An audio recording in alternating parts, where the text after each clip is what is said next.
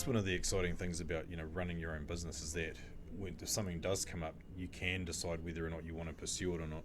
And quite often, I guess, you being at the point end of your organisation, you're like, shit, that could be quite cool if we did that, or you get to see those, like, I guess those opportunities. That's what they are, and you get to make that decision about taking it or not, and that's the exciting part. That can be really great if you get it right. If it doesn't come off, then you're like, well, at least you learn something. But that's the cool thing about running your own business. Yeah, it really is. And I was talking to someone a few years ago, and I was kind of telling them that I wasn't a creative person. Like I can't draw, I can't write, I can't write a story. I can definitely tell a yarn.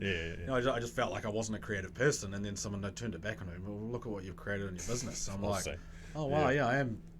Yeah, that is quite creative. So there is a huge sense of enjoyment in that.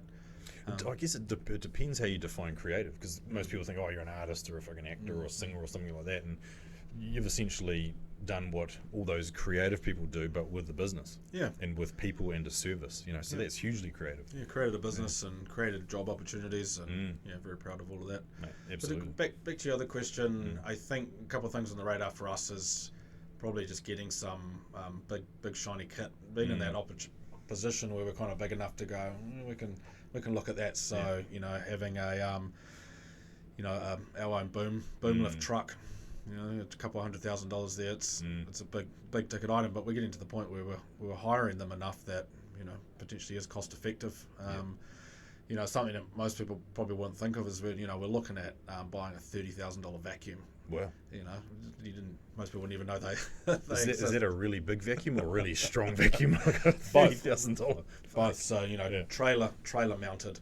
Big industrial vacuum. I think it's potentially got 60-80 meters of hose on it, basically for gutter cleaning. So you get we had a client based in Newmarket, and they've got some buildings where there's trees down either side of the road. It was a good idea when they planted them, but now they've grown taller than the buildings and just constantly dropping leaves, so it's a real issue. And to be cleaning a 100-meter stretch of gutters, whether it's on the roof or in the canopies, takes a long time to do it by hand or a small gutter scoop. But if you've got a trailer mounted vacuum parked out the back of the building, you just run a hose up and over and just hoof the whole lot up. And once again, it's it's a service we can offer more efficiently, and that's the efficiency. If you got something that can suck those leaves out of those gutters quickly and effectively without someone having to literally hand scoop them or whatever you did before, run a hose down them,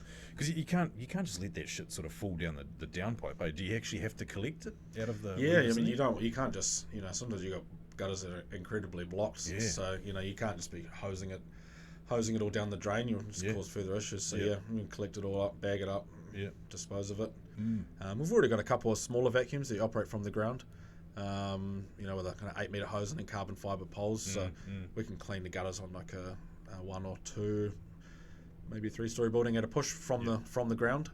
But this, a new bit of kit like this will just open up a whole lot more options.